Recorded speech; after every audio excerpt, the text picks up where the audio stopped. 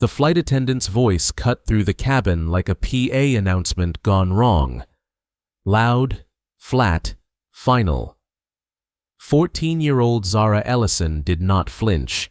She sat in seat 14C, with her hands folded in her lap, her white sneakers perfectly still on the carpet, her library book open to a page she had stopped reading 3 minutes ago.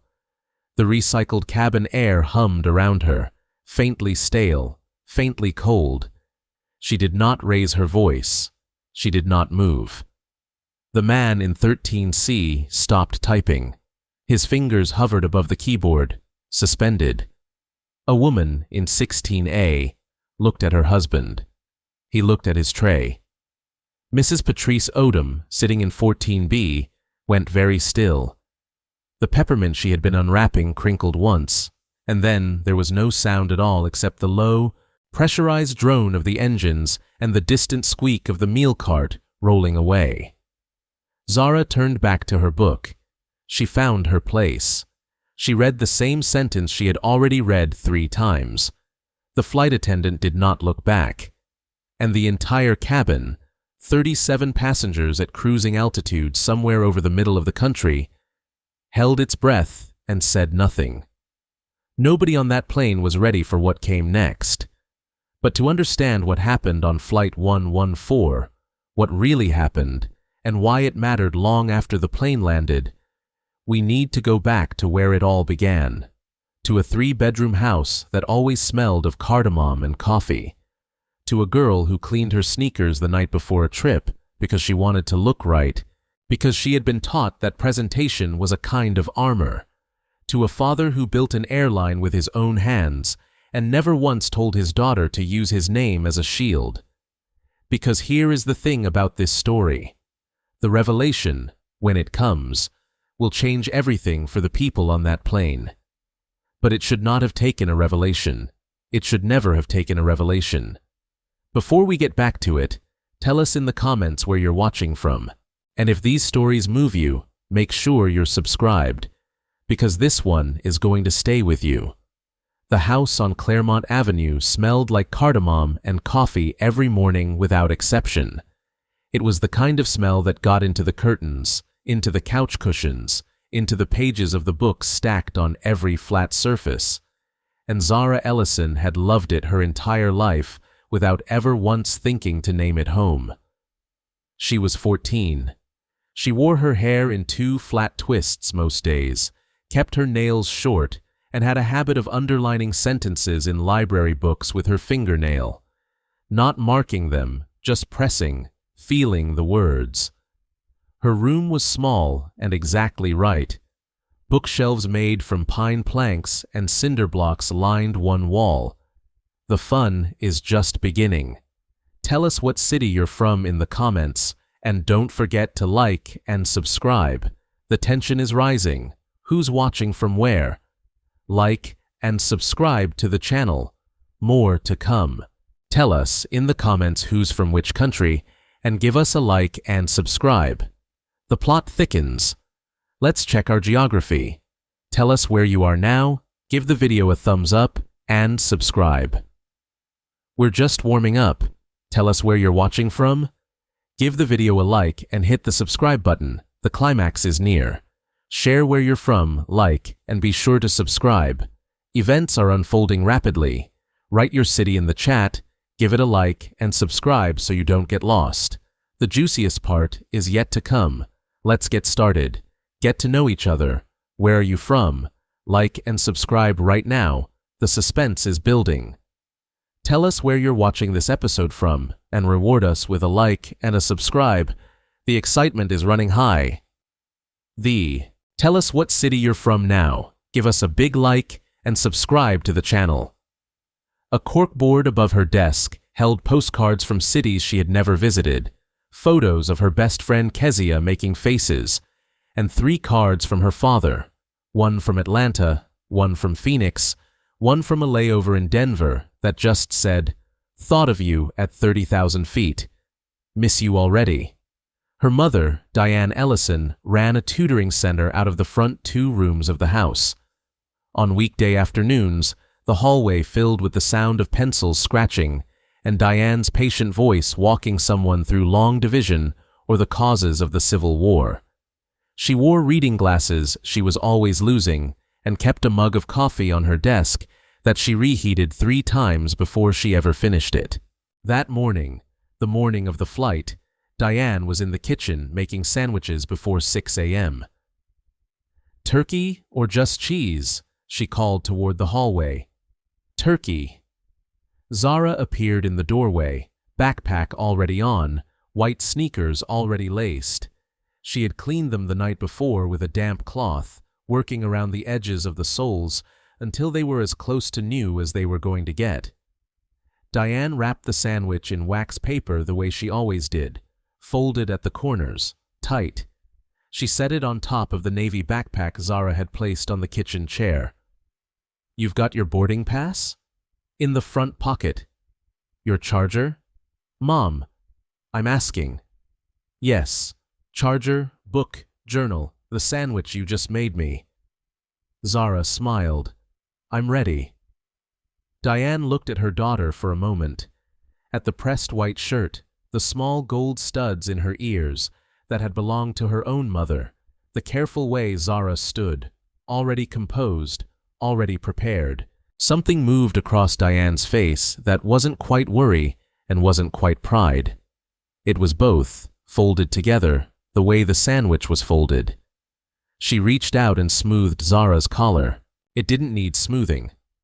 Quote, 10, quote, 11, quote, 12. Diane picked up her coffee mug. Quote, 13. In the car, the Pine air freshener swung from the rearview mirror. Zara watched the neighborhood slide past the window, the corner store, the church with the painted doors, the park where she and Kezia had spent most of last summer. She memorized it the way she always did before a trip, just in case. She had never flown alone before. The airport was louder than Zara had expected. Not louder in volume, louder in everything. In movement.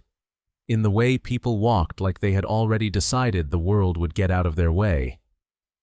She stayed close to the right side of the corridor, her navy backpack on both shoulders, her boarding pass folded once in her front pocket. She found gate 22 without asking anyone. That felt important.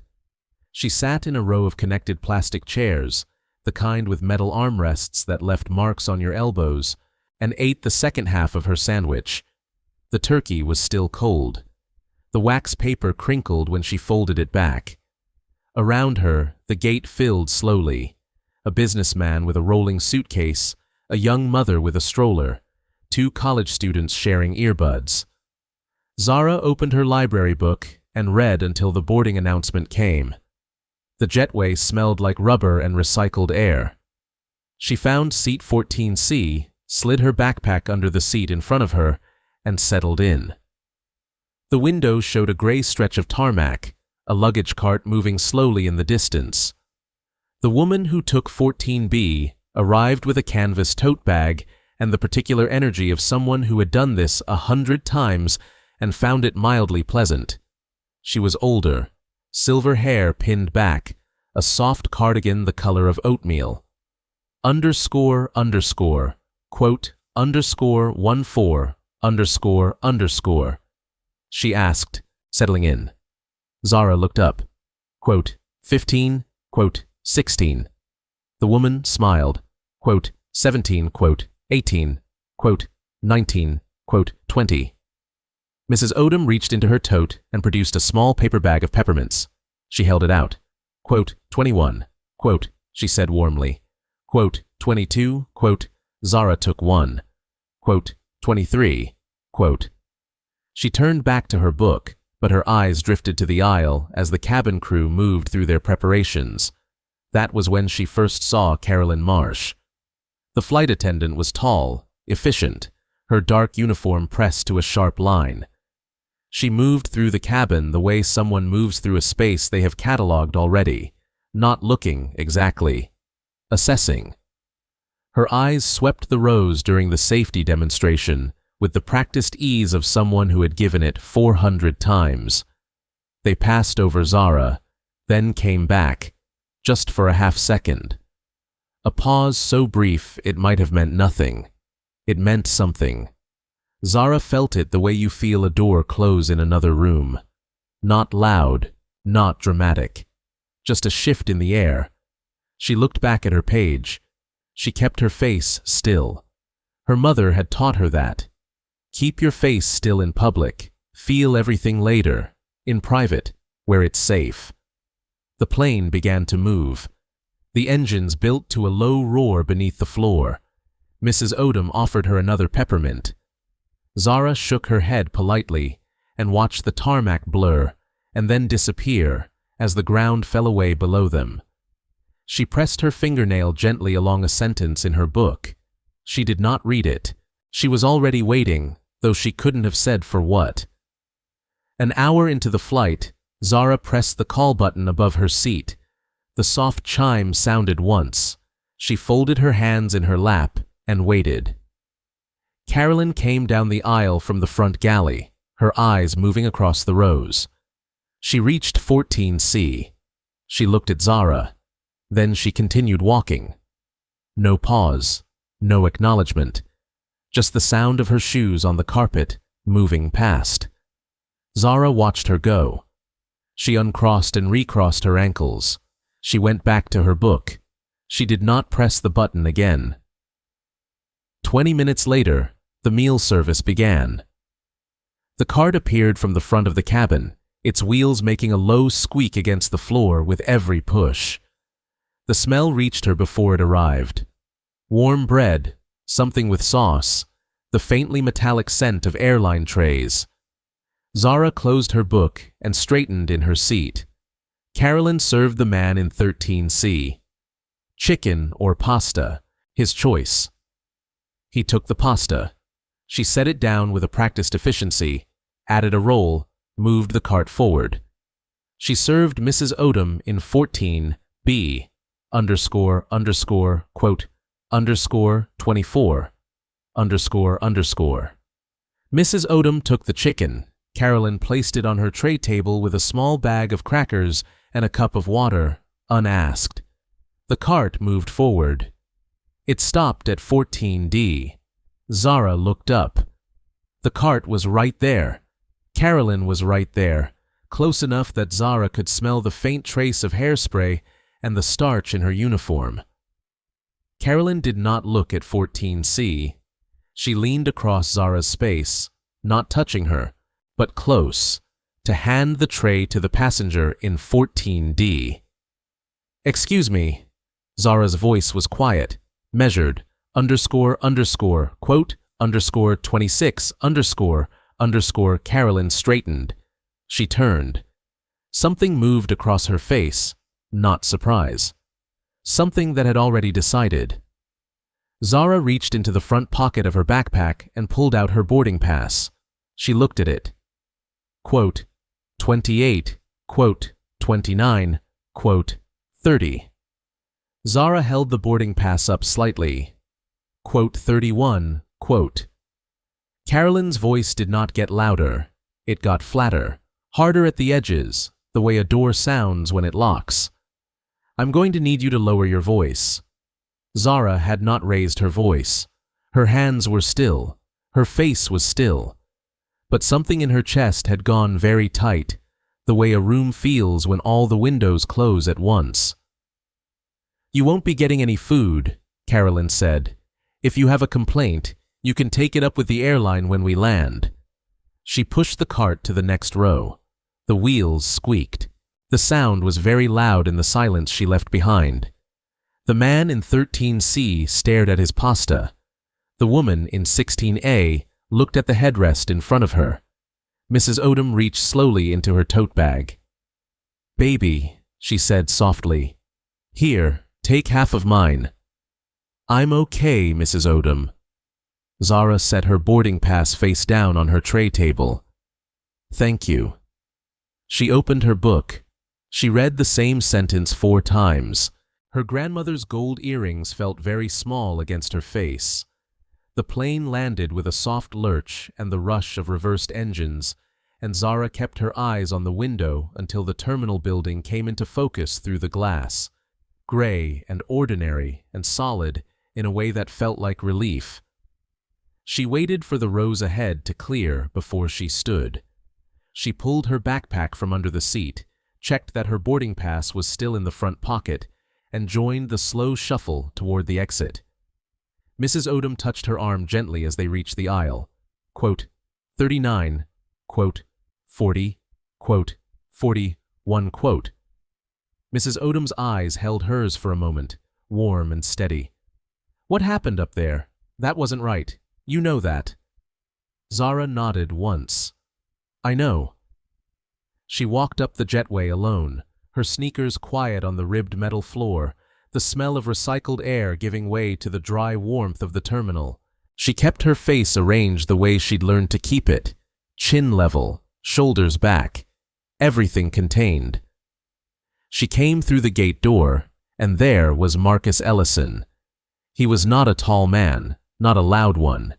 He wore a dark jacket over a simple shirt, and his 7-year-old sedan was probably in the short-term lot 2 levels down. He had come all the way to the gate because he always did. He said once that airports were the kind of place where small things could feel very large, and he didn't want her to face the large things alone. He saw her face before she reached him. What happened? Nothing, Dad. I'm fine. He looked at her the way he always looked when he knew she was carrying something. Patient, unhurried, like he had all the time in the world to wait for the truth. Zara. She exhaled, and then she told him, quietly, the way Diane had taught her to tell hard things. No drama, no performance, just what happened, in order. The call button, the meal service, the words. You won't be getting any food.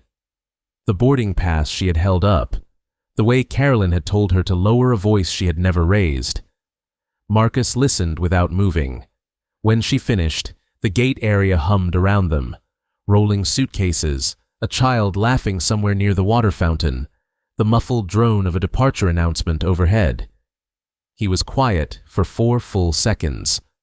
Quote, 47, quote, 48, quote, 49.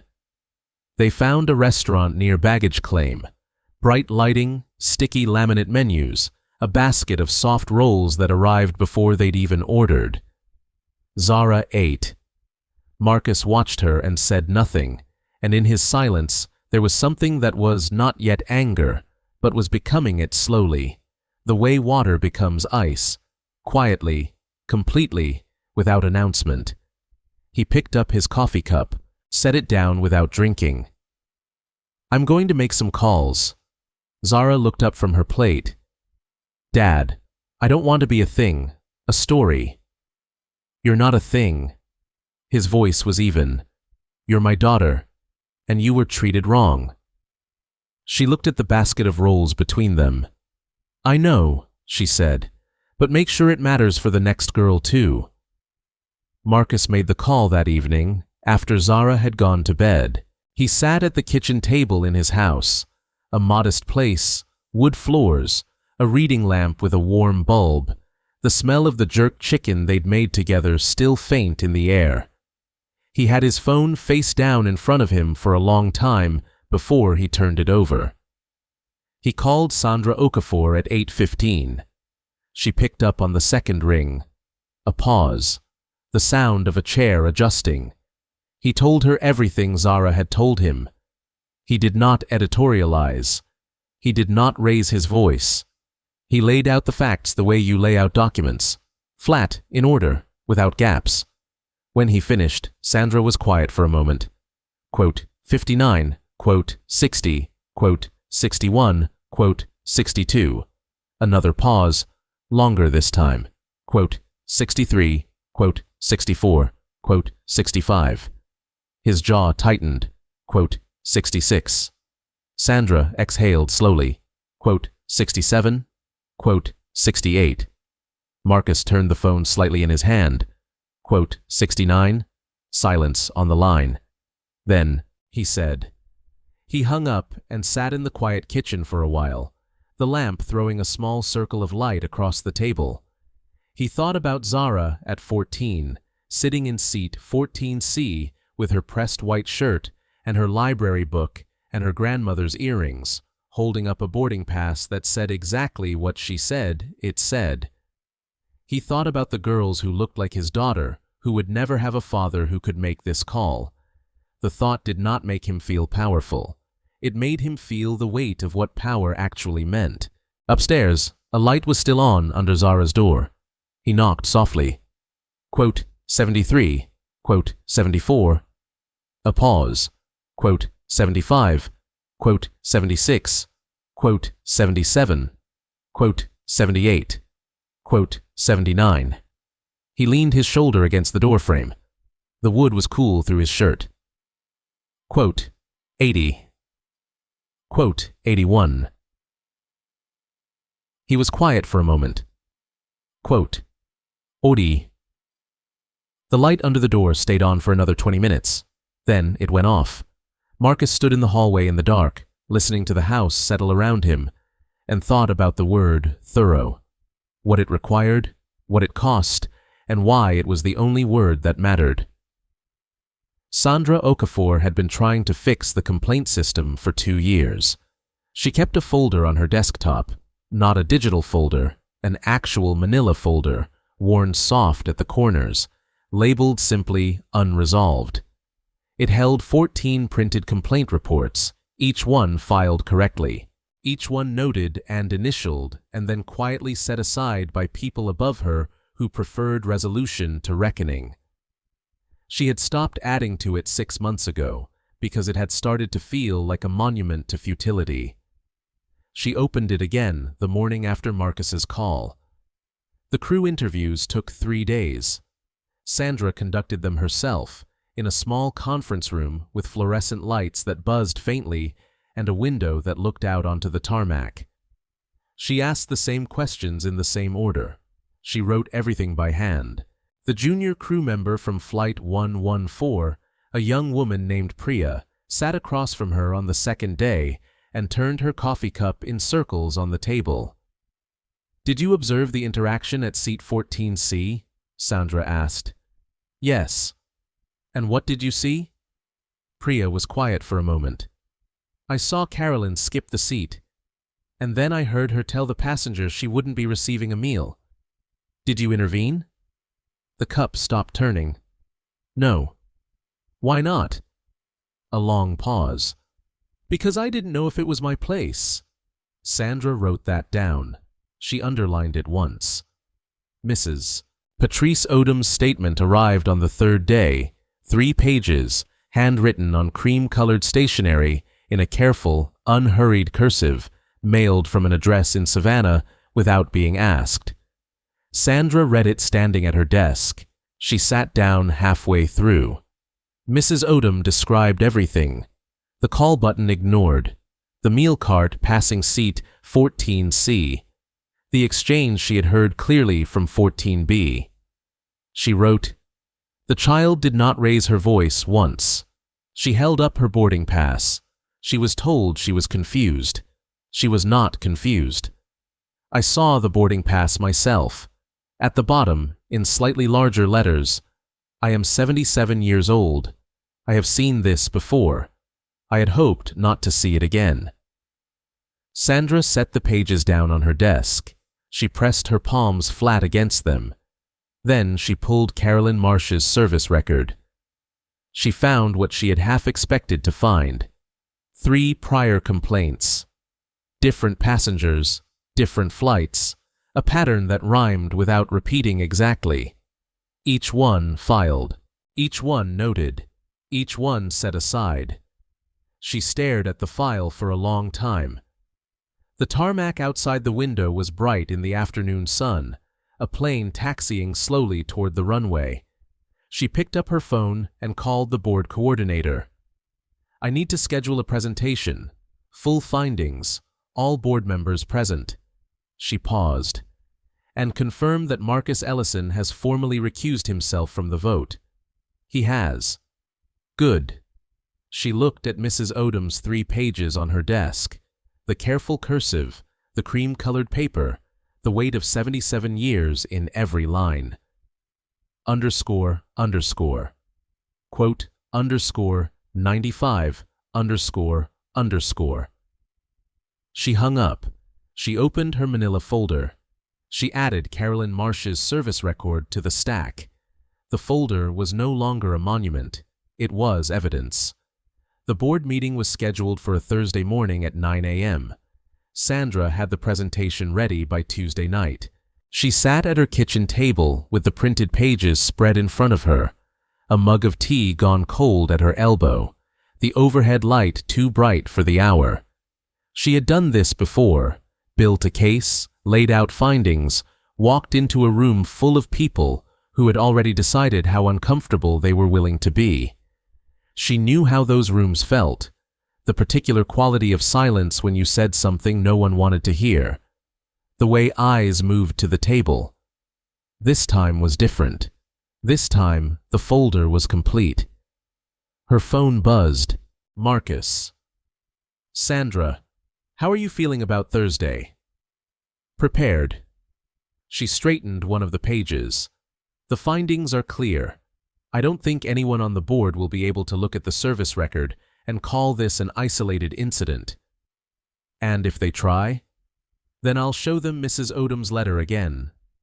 A pause. 3 pages, Marcus, handwritten, from a 77-year-old woman who mailed it without being asked. He was quiet for a moment. What do you need from me? Nothing. Stay out of the room. Let the process be the process. That's the plan. Good. She picked up her mug, remembered it was cold, set it back down. How's Zara? A small shift in his voice. Something that wasn't quite a smile, but was close to one. Quote, 107, quote, 108, quote, 109. He paused. Quote, 110. Quote. Sandra looked at the folder on her table, at the 14 old reports underneath the new one, at the water ring from her mug on the corner of the top page. Quote, 111, quote, 112, quote, 113, quote, 114, he said, quote, 115, quote. After she hung up, Sandra sat for a long time in the bright kitchen. She thought about Carolyn Marsh, who had been notified of the investigation and was currently on administrative leave, sitting somewhere in her own home with her own thoughts. Sandra did not feel triumphant about that. She felt something more complicated, the particular weight of a system being asked to do what it was always supposed to do, and the question of whether it actually would. She gathered the pages into a neat stack, tapped them once against the table to align the edges. She thought about what Diane Ellison had said when Sandra called her. That quiet, steady voice on the phone. I want the next little girl to get her meal. That's all. That's the whole thing. Sandra had written it down. She taped it to the top of the folder. She closed the folder. She turned off the kitchen light. She went to bed, and for the first time in 2 years, the manila folder on her desk did not feel like a weight. It felt like a door, finally about to open. The board meeting lasted 2 hours and 14 minutes.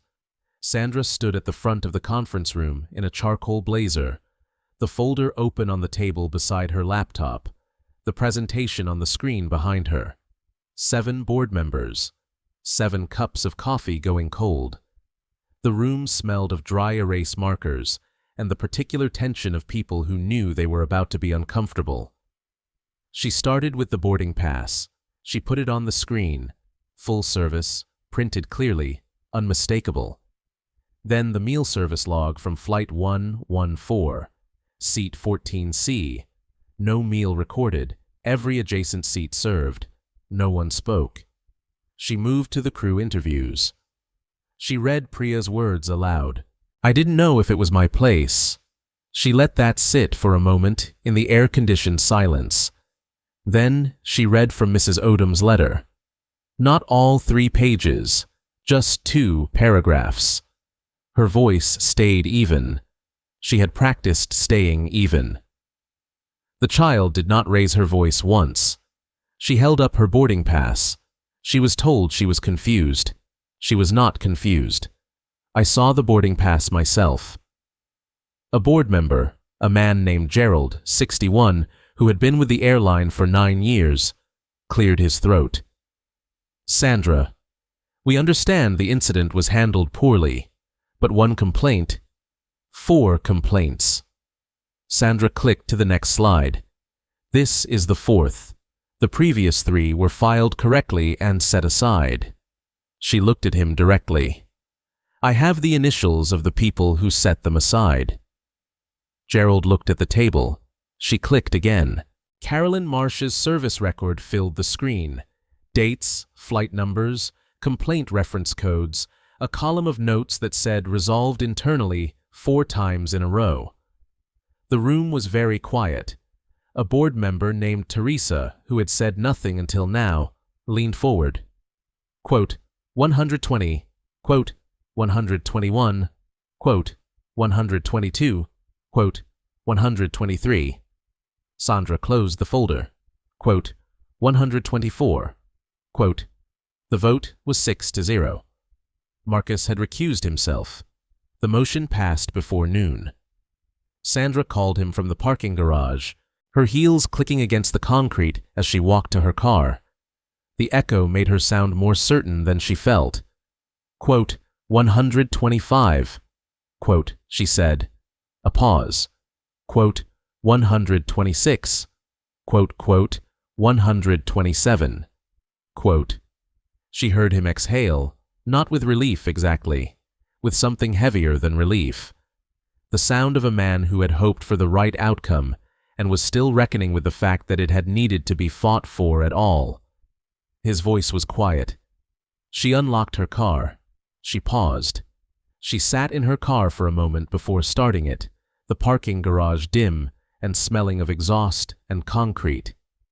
She thought about a 14-year-old girl in a pressed white shirt holding up a boarding pass that said exactly what she said it said. She started the car. 6 months later, Sandra Okafor's office wall held exactly 1 piece of paper that wasn't a chart or a policy document. It was printed in plain type, framed in a thin black frame she'd bought at a drugstore for $4. It said, I want the next little girl to get her meal. That's all. That's the whole thing. The new complaint escalation protocol had been in place for 4 months. 3 reports had already moved through it fully, reviewed, investigated, resolved with documentation, none set aside. Sandra checked the folder every Friday morning the way some people check the weather, carefully, habitually, with genuine interest in what she'd find. Carolyn Marsh completed her retraining in the fall. Whether the weeks of sitting with what she had done changed something fundamental in her or only changed the surface, that answer belonged to her alone. Some reckonings are private. Some take longer than a story. Patrice Odom received a letter from the airline in September, a formal acknowledgement of her witness statement and its role in the investigation. She read it at her kitchen table in Savannah, the morning light coming through the curtains, a cup of sweet tea going warm beside her hand.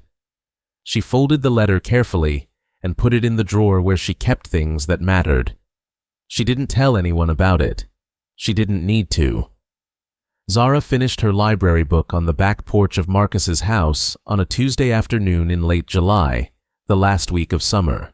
She closed it and held it against her chest for a moment, looking out at the yard, the oak tree, the long shadows of late afternoon, the smell of cut grass from somewhere down the street. Marcus came out with 2 glasses of lemonade. He handed her one and sat in the other chair. Done? Done. He looked at the book. Good? Really good. She set it on the small table between them. Dad, did the board meeting happen? He looked at her. It did. And Sandra did her job. He paused. All 6 votes. Zara wrapped both hands around her glass.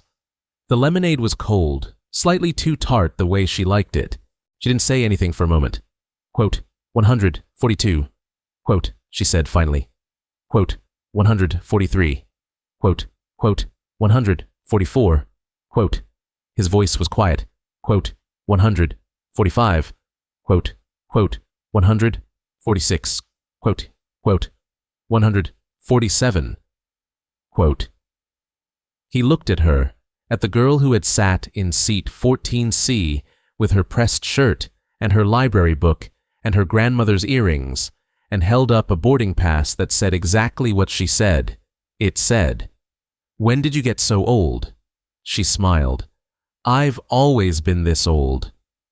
When Diane picked her up at the end of summer, she smoothed Zara's collar at the gate. It didn't need smoothing. Zara let her do it anyway. "How was it?" "Really good, Mom." Zara looked at her. "Really good." Diane saw something settled in her daughter's face, something that had been earned, not given. She didn't ask what it was. She just pulled her close for a moment, right there in the arrivals hall. People flowing around them like water around two stones.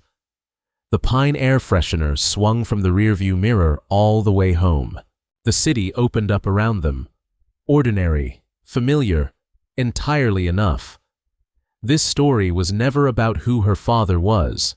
It was about who she was, and who she had always been. Dignity isn't something you earn by knowing the right people.